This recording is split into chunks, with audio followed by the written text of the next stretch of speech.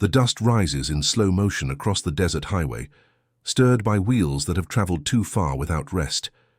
It is March 1945, and the war in Europe is dying, but here in West Texas, the heat does not know the difference between victory and defeat. The truck convoy moves like a funeral procession through landscape that looks like God gave up halfway through creation. Mesquite trees twisted by wind, earth cracked open like old leather, sky so wide it feels like falling upward into nothing. Inside the third truck, 27 women sit in silence. Their faces are burned by sun they have not seen in months. Their uniforms, once grey, once proud, are now the colour of ash and sweat. These are German women, prisoners of war, nurses, radio operators, clerks pulled from the collapsing Wehrmacht as the Reich folded in on itself like wet paper. They do not speak. They have learned that speaking invites questions and questions invite pain.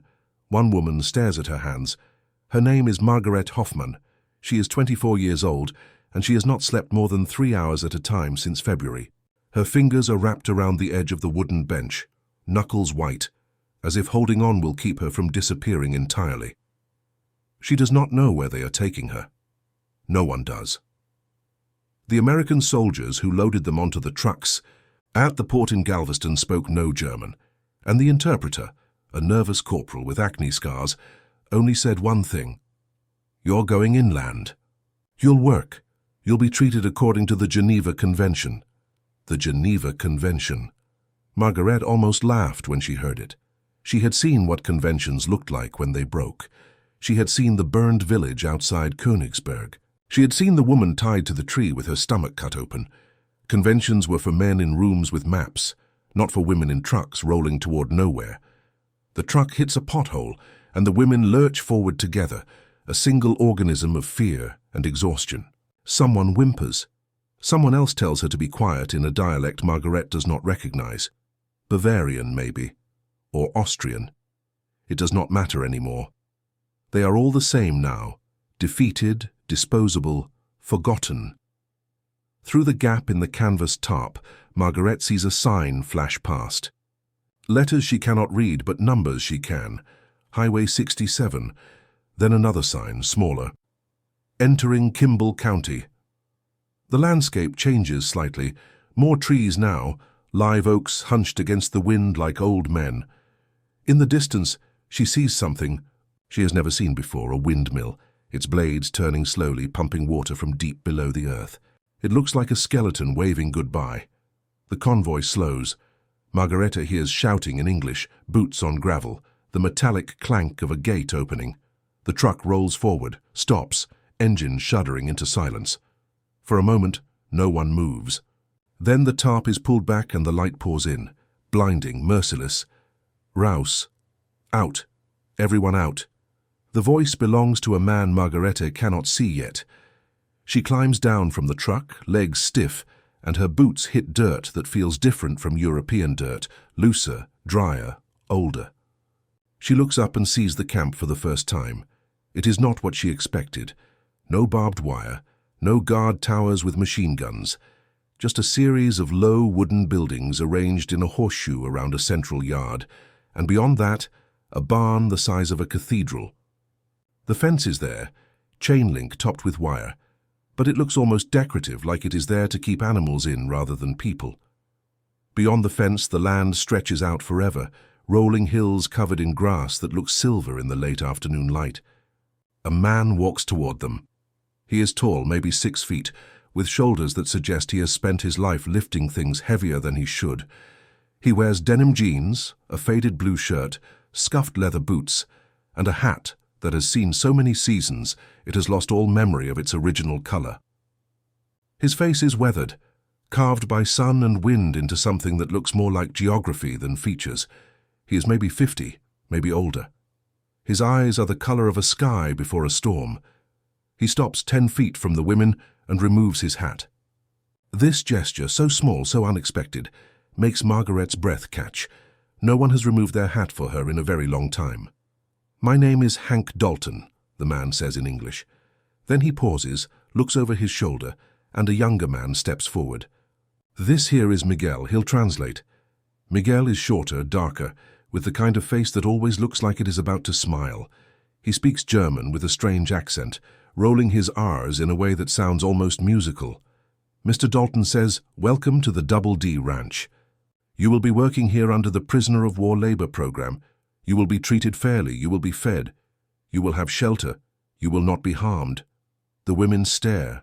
One of them, a tall woman with a scar across her cheek, laughs, a sound like glass breaking. "Where are the chains?" she says in German.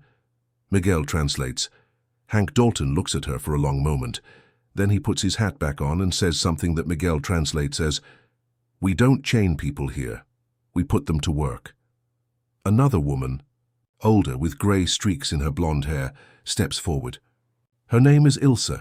She was a schoolteacher before the war. "What kind of work?" she asks. Hank tilts his head toward the barn. "Ranch work, cattle, horses, fences. Land doesn't care who works it, long as the work gets done. War's ending. We're short-handed." "You're here. That's the mathematics of it." Margaret watches his face as Miguel translates. She is looking for the lie, the crack in the facade, the moment when his expression will shift and she will see what he really thinks of them. But his face does not change. He speaks as if he is discussing the weather, as if the fact that they are German and he is American is no more significant than the difference between rain and drought. "You'll sleep in the bunkhouse," Hank continues. 2 to a room. Meals are at 6, noon, and 6. You work 6 days, rest on Sunday. You get sick, you see Doc Miller in town, you cause trouble, you go to the federal facility in Sweetwater, and I promise you don't want that. You work hard and keep your heads down. We'll get along fine. He turns to leave, then stops. "One more thing," he says, and Miguel translates. "Out here we got 3 rules. Don't steal, don't lie, and don't hurt the animals. Everything else we can talk about." He walks away, boots crunching on gravel, and the women are left standing. In the yard with the sun sinking behind them and the wind picking up, carrying the smell of cattle and wild grass and something else Margaret cannot name, something that smells like possibility, or maybe just distance from the things they have left behind. That night in the bunkhouse, Margaret lies on a narrow bed with a thin mattress that is still softer than anything she has slept on in 6 months. The room is small, wood-planked, with a single window that looks out onto the endless dark of the Texas night. Her roommate is a woman named Frida, a nurse from Hamburg who has not spoken since they left the ship. Frida lies on her side, facing the wall, breathing in a rhythm that suggests she is pretending to be asleep. Margaret stares at the ceiling and listens to the sounds of the ranch settling around her. Somewhere a horse whinnies, somewhere a door creaks, somewhere a man is singing in Spanish, the words blurred by distance, but the melody clear, something slow and sad that makes her think of her brother who sang in the choir before they drafted him, before he disappeared into the snow outside Stalingrad. She closes her eyes and tries not to think about tomorrow. Tomorrow comes anyway. The bell rings at 5:30, a harsh clanging that pulls Margaret from dreams she will not remember. She dresses in the clothes they were given the night before, denim, trousers, a cotton shirt, work boots that are 2 sizes too big. Frida dresses in silence, her movements mechanical, and together they walk to the mess hall, a long, low building that smells of coffee and bacon and something else, something sweet Margaret cannot identify. Inside, long tables are set with metal trays. The other women are already there, standing uncertainly, waiting for instructions. Hank Dalton is at the front of the room, pouring coffee from a pot the size of a bucket. "Sit," he says through Miguel. "Eat. You're going to need it." They sit. The food comes. Eggs scrambled with peppers, bacon, toast. Something called grits that looks like wallpaper paste, but tastes like butter and salt and comfort. Margaret eats slowly at first, then faster, then realizes she has cleaned her plate and is still hungry. A woman in an apron, Mexican, with kind eyes and flour on her hands, comes by and ladles more eggs onto her plate without asking. "Gracias," Margarete says, one of the few Spanish words she knows. The woman smiles. "De nada, mija." After breakfast, they are divided into groups. Margaret is assigned to Group C with 9 other women. They are taken to the barn, and this is when Margaret sees the horses for the first time. There are dozens of them, maybe more, in stalls that run the length of the barn like a city street. They are every color, brown and black and white and spotted, and a reddish gold that looks like fire in low light. They are huge, bigger than she imagined horses could be, and they move in their stalls with a kind of restless energy that makes her take a step back. Hank walks down the center aisle, and the horses turn their heads to watch him, ears forward, eyes liquid and dark. He stops at a stall halfway down and opens the door. The horse inside is grey, dappled like river stones, with a long white blaze down its face. "This is Clara," Hank says. "She's 23 years old, she's gentle, she's smart, and she's going to teach you how to ride." The women look at each other. One of them, a young woman with red hair and freckles whose name is Greta, speaks up. "Why?" she asks in German. Miguel translates. Hank takes Clara's halter and leads her out into the aisle. "Because this is a cattle ranch, and cattle don't herd themselves. Because you can't work this land on foot. Because a horse is a tool, and you need to know how to use your tools." He looks at each woman in turn. "Also," he adds, "because every person should know what it feels like to sit on a horse. Makes you see the world different." He hands the lead rope to Margaret before she can object. "You first." The rope is rough in her hands. Clara looks at her with eyes that seem to contain more intelligence than Margaret is comfortable with. The horse is so large. Her shoulder is level with Margaret's head. Her hooves are the size of dinner plates. "I don't know how," Margaret says in German. Miguel translates. Hank nods. "I know. That's why we're going to teach you." He shows her how to approach the horse, slowly, hand extended, letting Clara smell her first. The horse's breath is warm and smells like grass. Her muzzle is soft, softer than anything Margaret has touched in years. She feels the panic in her chest begin to ease just slightly. "Now," Hank says, "we're going to get her ready to ride." He brings out a saddle, shows them how to brush the horse first, how to check the hooves, how to place the blanket, and then the saddle. How to cinch it tight but not too tight. How the horse might puff out her belly so you have to wait and cinch again. He explains everything in a voice that is patient, methodical. The voice of a man who has explained these things 1,000 times and will explain them 1,000 more. Then he leads Clara outside to a round pen, a circular enclosure, maybe 50 feet across, dirt floor smoothed by countless hooves. The other women follow, and they stand at the fence and watch as Hank helps Margaret into the saddle. She is 10 feet off the ground. That is how it feels. She is impossibly high, perched on a living creature that could decide at any moment to throw her into the dirt. Her hands grip the saddle horn so tightly her knuckles crack. "Breathe," Hank says in English. She does not need a translation. Clara stands perfectly still. Hank clicks his tongue, and the horse begins to walk, slowly, around the perimeter of the pen. Margaret is aware of movement beneath her, the roll of the horse's shoulders, the rhythm of her gait, 1, 2, 3, 4, 1, 2, 3, 4. It is like being on a boat, she thinks, like the ship from Galveston, but alive. They circle once, twice, 3 times. Margaret's breathing slows. Her hands relax slightly. She becomes aware of other things, the warmth of the horse beneath her, the creak of the leather saddle, the way Clara's ears flick back and forth, listening to everything. Hank is walking beside them, one hand on the lead rope, talking in a low voice. "You're doing good, just feel her move, don't fight it. Let your body move with her. There you go, that's it." After 10 minutes, he helps her down. Her legs are shaking. She stands in the dirt of the round pen and realizes she is smiling. She cannot remember the last time she smiled without forcing it. "Who's next?" Hank asks. They all ride that day, one by one, each woman lifted into the saddle and walked around. The pen on Clara or on one of the other gentle horses Hank brings out. A bay named Duke, a paint named Freckles. By the end of the morning they are all exhausted. Muscles sore in places they did not know they had muscles, but something has shifted. Margaret sees it in their faces. They stand differently. They look at each other differently. At lunch, they talk. Not much, not about anything important, but they talk. Greta mentions that her father had a horse when she was small, a plough horse named Otto. Ilse says her cousin worked in a stable in Vienna. Frida, who has not spoken in days, says quietly that she always wanted to learn to ride, but her parents said it was too expensive.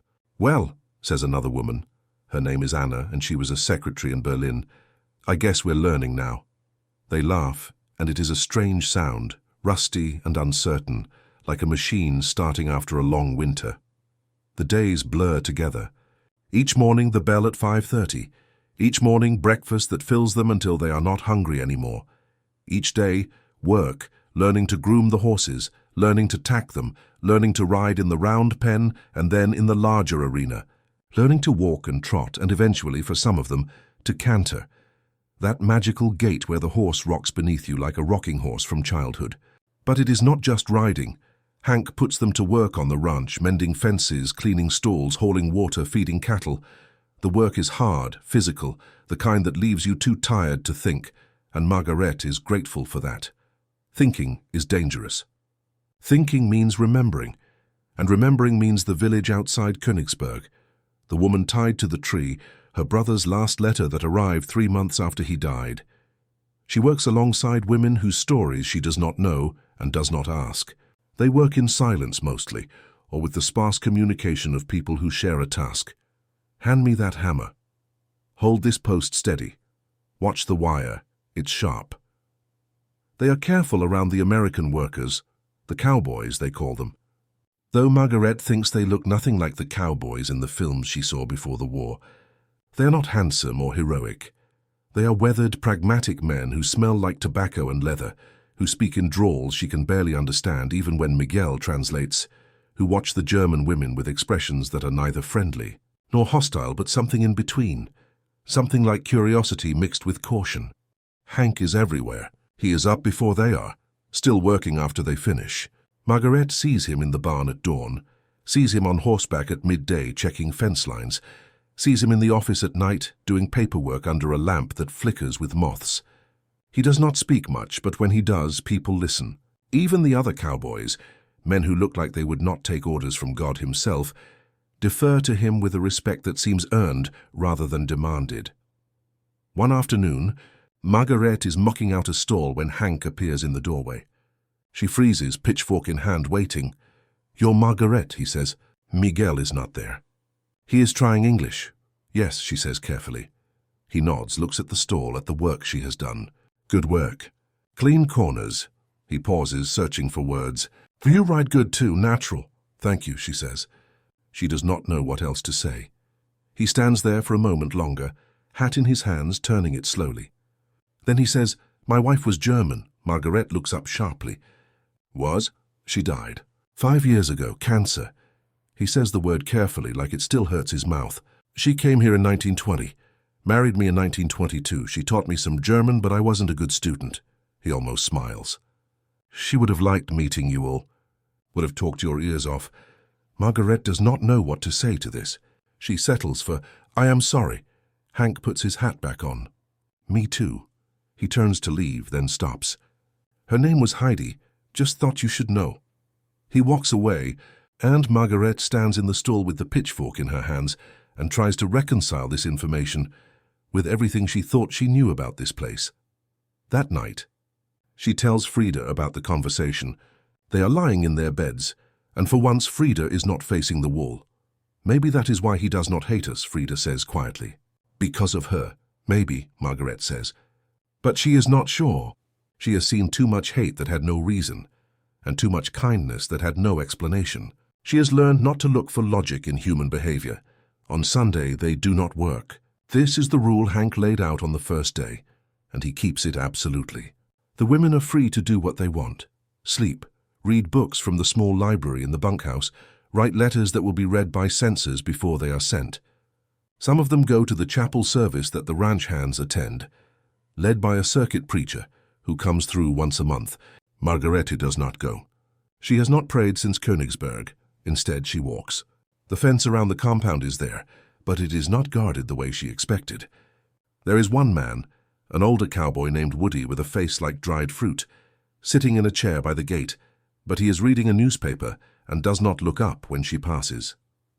She walks along the inside perimeter of the fence, following the chain link as it traces the edge of the property. Beyond the fence, the land rolls away in waves of grass and stone. In the distance she can see cattle, brown shapes moving slowly across a hillside. Closer there is a creek, just a thin line of water threading through rocks, and she can hear it if she listens, a sound like whispering. She has never seen land like this. In Germany, everything was cultivated, controlled, every field and forest managed by centuries of human hands. This land looks like no one has ever touched it, like it has been here since the world began and will be here long after humans are gone. She is standing there, hands wrapped around the fence when she hears hoofbeats. She turns and sees Hank riding toward her on a big sorrel horse. He stops 10 feet away, horse dancing beneath him, and looks at her. "Want to see the ranch?" he asks. Margarete blinks. "I cannot leave the fence. I know. I'm asking if you want to. I'll take responsibility." She looks at him, searching for the trap, the test, the trick. She finds nothing but a man on a horse asking a question. "Yes," she says. He rides to the gate, says something to Woody, who shrugs and opens it. Hank brings his horse alongside the fence. "Can you mount from the fence rail?" Margarete climbs up onto the bottom rail, and Hank brings the horse close. She swings her leg over, awkwardly, gracelessly, and lands behind the saddle.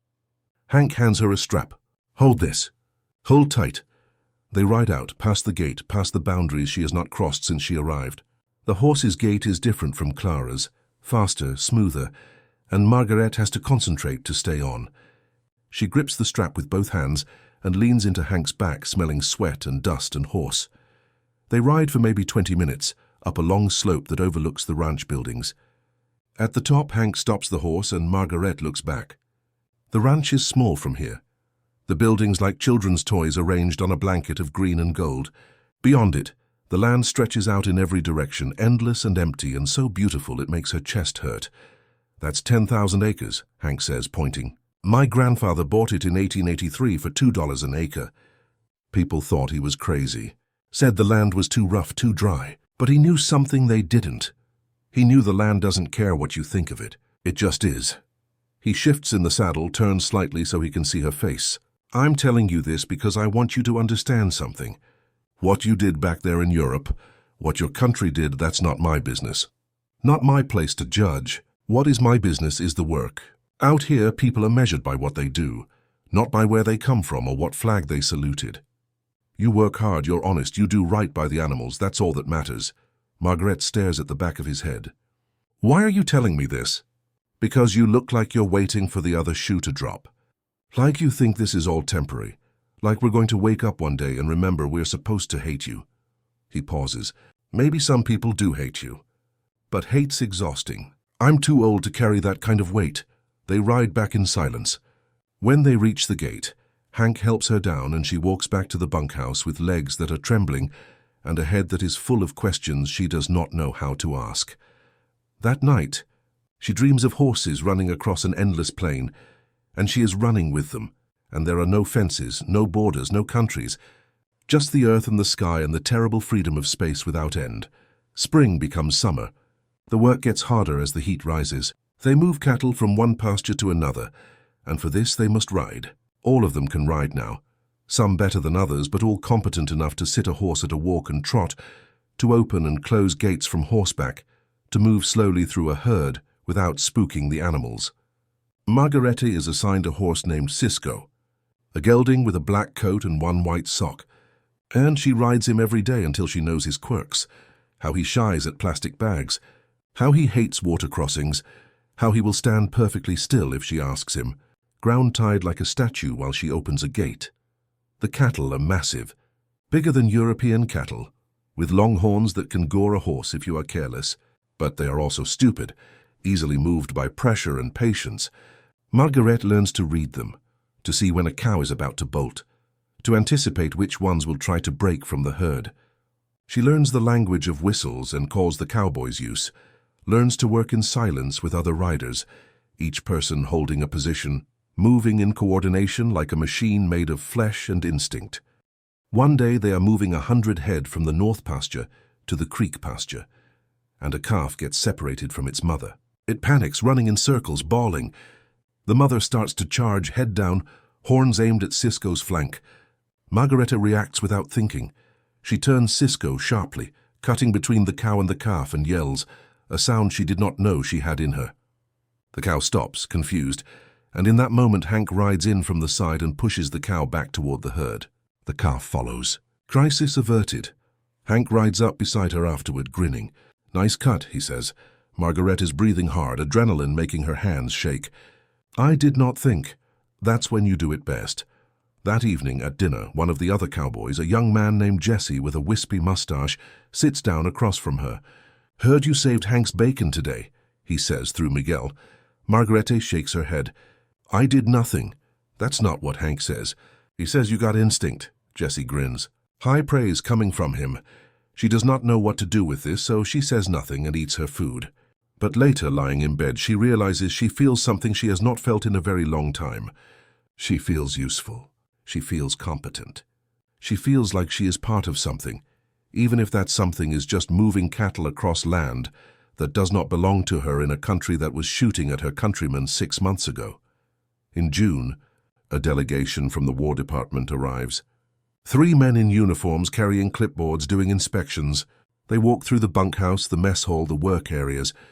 They interview the women one by one, asking questions through an interpreter who is not Miguel, a stiff man with wire-rimmed glasses who speaks German with a Prussian accent that makes Margaret's skin crawl. "Are you being treated fairly?" the man asks. "Yes," Margaret says. "Are you being fed adequately?" "Yes." "Are you being worked beyond your capacity?" "No." "Have you been threatened or harmed in any way?" "No." The man makes notes on his clipboard.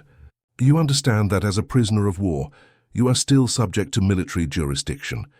You understand that the conditions here are temporary and may be revoked at any time." "I understand," Margaret says, though she does not really. The delegation leaves after 2 days. Hank is in a foul mood for the rest of the week, snapping at everyone, working longer hours than usual. Finally, Miguel explains. The delegation wanted to shut down the program, said it was inappropriate to have enemy nationals working on private property, said it created security risks. Hank fought them, argued that the women were working under legal contract, that they were being treated according to regulations, that the ranch was providing a service to the war effort by freeing up male labor for other purposes. Did he win? Margarete asks. Miguel shrugs. We're still here, aren't we? In July, the news comes over the radio in the mess hall. The war in Europe has been over for 2 months, but the paperwork is slow, the bureaucracy slower. Now the announcement, Germany has surrendered unconditionally. The Reich is dissolved. The country is divided into occupation zones.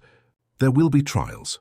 The women sit in silence, listening to words they do not fully understand, delivered in a language most of them are still learning. When it is over, they file out of the mess hall without speaking. That night, Margaret hears crying from several of the rooms, quiet sobs muffled by pillows and shame. She does not cry. She does not know what to feel. Relief that it is over. Grief for everything that is lost. Fear of what comes next. All of it swirls together into a numbness that settles over her like fog. The next morning, Hank calls them together in the yard. He stands on the porch of the main house, hat in his hands, and speaks in English while Miguel translates. I know what you heard yesterday. I know what you're thinking. You're thinking you're going to be sent home now, or sent somewhere else or punished. I can't tell you what's going to happen. I don't know. What I can tell you is this. As long as you're here, you're under my protection. You work for me, you work with me, and that means something. That means I stand for you. You understand? The women nod, some of them, the ones who are listening. Others stare at the ground. Hank continues. I don't care what your government did. I don't care what you believed before you came here. I care about who you are right now in this moment on this land. I care about whether you do right by the animals and right by each other. That's all. That's everything. He puts his hat back on. Now get to work. Those horses aren't going to feed themselves. They work. They work through July and into August, through heat that makes the air shimmer and storms that roll across the prairie, with thunder that sounds like artillery. They work until their hands are calloused, and their faces are burned brown, and their bodies are stronger than they have ever been. They work until the work becomes meditation, until the routine of it, wake, eat, sleep, becomes the only rhythm that matters. Margaret stops thinking about the past. She stops thinking about the future. She exists only in the present, in the moment when she is brushing Cisco's coat or mending a fence, or sitting in the saddle watching the sun set over land that goes on forever. In September, Hank tells her she is ready to ride out with the crew on the roundup. This is the big work of the year, gathering all the cattle from the far pastures, sorting them, branding the calves, selecting which ones to sell. It will take 2 weeks camping out on the range, working dawn to dusk. You don't have to, Hank says. It's hard work, but you're good enough. And we could use you. Margaret does not hesitate. I will go. They ride out on a Monday morning. 12 riders, including Margaret and 3 other German women who have also earned their place. They carry bedrolls and supplies on pack horses, and they ride west into country Margaret has not seen, rougher, rockier, with canyons and mesas that look like something from another planet. That night they camp by a creek. The cowboys build a fire and cook beans and bacon and coffee, so strong it makes Margaret's eyes water.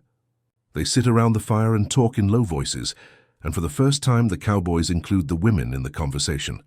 Jesse tells a story about a horse that threw him into a cactus. Woody talks about a mountain lion he saw last spring.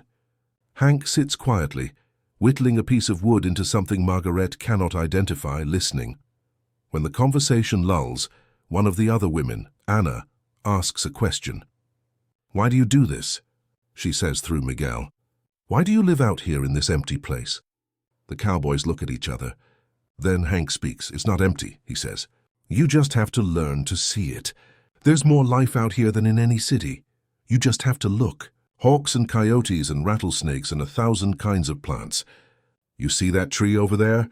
He points to a gnarled mesquite. "That tree is older than my grandfather. It's lived through droughts and floods and fires. It doesn't quit. It just keeps growing." He looks at the women. "That's why I live here. Because the land teaches you things. It teaches you that you're small. It teaches you that you're temporary. But it also teaches you that you can endure, that you can survive things you didn't think you could survive, that you can start over." He goes back to his whittling. The fire pops and hisses. Somewhere in the darkness a coyote howls, and another answers, and the sound is lonely and wild and somehow comforting. They work for 2 weeks, riding through country that tests every skill Margaret has learned. They rope calves and drag them to the branding fire. They cut cattle from the herd, separating mothers from steers young from old. They sleep under stars so bright they look like holes poked in a black canvas, letting through light from some other world. They wake stiff and sore and climb back into the saddle and do it again. On the last night, Hank brings out a bottle of whiskey. He pours a small measure into tin cups and passes them around. "To the crew," he says, and Miguel translates. "Best crew I've had in years. German, American, Mexican, doesn't matter. You all earned your place." They drink. The whiskey burns. Margaret coughs and the cowboys laugh, but it is not unkind. Jesse slaps her on the back. "First time?" he asks. "Yes," she gasps. "Well, you did good. Damn good." That night Margaret lies in her bedroll and looks up at the stars and thinks about what Hank said, that the land teaches you that you can start over. She thinks about the woman she was before the war, the girl who worked in an office in Munich and went to dances and thought the world was small and knowable. She thinks about the woman she became during the war, the one who saw things that hollowed her out and left her empty.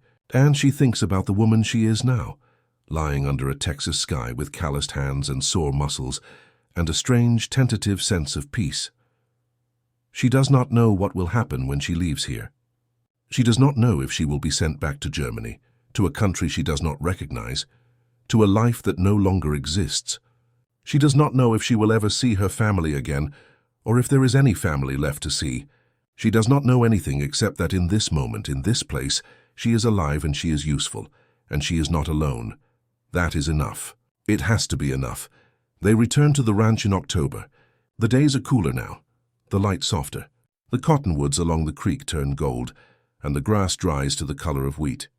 Margarete falls back into the routine of ranch work, but something has changed. The other workers treat her differently now, not as a prisoner, not even as a German, but as one of them. They call her by name. They ask her opinion on things. When a young horse needs to be broken, Hank asks her to help. In November, the orders come. The women are to be repatriated. The war is over, the treaties signed, the logistics arranged. They will leave in 3 weeks, transported first to the processing center in Fort Sam Houston, then to the port in New York, then by ship back to Europe. The news lands like a stone in still water. The women react in different ways. Some are relieved, eager to go home to search for families and rebuild lives. Others are terrified, knowing there is nothing to go back to. Homes destroyed, families dead, a country occupied and divided. And some, like Margarete, feel a strange grief, as if they are being exiled from a place that exiled them first. Hank says nothing when he hears. He just nods and goes back to work. But Margaret sees the tightness in his jaw, the way his movements become stiffer, more deliberate. The days count down. The women pack their few belongings. They say goodbye to the horses one by one, standing in the stalls and stroking soft muzzles and whispering things in German that the horses do not understand, but seem to accept anyway. Margarete stands with Cisco for a long time, her forehead pressed against his neck, breathing in his smell, sweat and hay and leather and something indefinable that is just horse. "Thank you," she whispers. "Thank you for carrying me." On the last day, Hank calls them together one final time. They stand in the yard where they first arrived, and Margaret is struck by how different they look now, tanned, strong, standing with the easy confidence of people who know how to work with their bodies. They do not look like prisoners. They do not look defeated. Hank stands on the porch, and for once he does not speak through Miguel. He speaks in English, slowly, carefully, and the women listen even though many of them do not fully understand. "I want to say something, and I want you to hear it. What happened here, what we did here, that matters. Not because of the work, though the work was good. Not because of the war, though the war is over. It matters because we proved something. We proved that people can be more than their worst moments. We proved that enemies can become colleagues, that strangers can become friends, that hate is not the only response to fear." He pauses, looking at each woman. "You came here as prisoners. You're leaving as free women.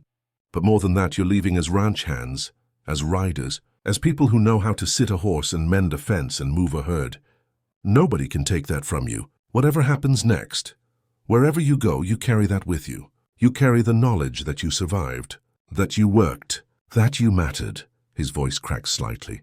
"My wife used to say that every person is a country unto themselves, that we all have borders and territories and things we defend. But she also said that sometimes, if you're lucky, you find a place where the borders don't matter, where you can just be." He looks at Margaret, directly at her, and she feels the weight of it. "I hope you found that here, even for a little while. I hope you carry it with you. I hope you remember that you are more than what was done to you, more than what you did, more than what others say you are. You are what you choose to be right now in this moment. And right now you are strong. You are capable. You are free." The women stand in silence. Some are crying. Frida, who has not spoken more than a dozen words in 8 months, says quietly, "Thank you," Miguel translates. Hank nods. "You're welcome. Now get on the truck before I change my mind and keep you here." They laugh, shaky and uncertain, and they climb onto the truck that will take them away. Margarete is the last to board. She stops at the gate, turns back, sees Hank standing on the porch, hat in his hands, the ranch spread out behind him, the barn, the corrals, the endless land rolling away to the horizon. She raises her hand. He raises his. For a moment they stand like that, two people separated by history and language and everything that divides human beings, connected by something simpler and deeper, the shared knowledge of work done well, of trust earned, of mercy given when it was not required. Then the truck engine starts, and she climbs in and they drive away. The landscape rolls past, mesquite and grass and sky. Margarete watches until the ranch disappears behind a hill, and then she turns forward and looks at the road ahead. She does not know what she will find when she returns to Germany. She does not know if she will ever see this land again. But she knows something now that she did not know before. She knows what it feels like to sit on a horse and move through a world without borders, carried by something stronger than herself, connected to the earth by nothing more than trust and balance and the willingness to lean forward into motion. She knows what it feels like to wake before dawn and work until sunset, and fall into bed so tired that sleep is instantaneous and dreamless. She knows what it feels like to be measured, not by her nationality or her politics or her past, but by whether she fed the horses on time and mended the fence straight, and moved the cattle without spooking them. She knows what freedom tastes like, not the abstract freedom of flags and anthems, but the real freedom of being useful, of being competent, of being trusted, the freedom that comes from being seen as a person rather than a category, the freedom that comes from work that matters to someone, even if that someone is just a man on a ranch in the middle of nowhere who once loved a German woman and decided that love was stronger than hate. The truck reaches the highway and turns east, toward the future, toward uncertainty, toward everything that waits. Behind them, the dust rises and settles.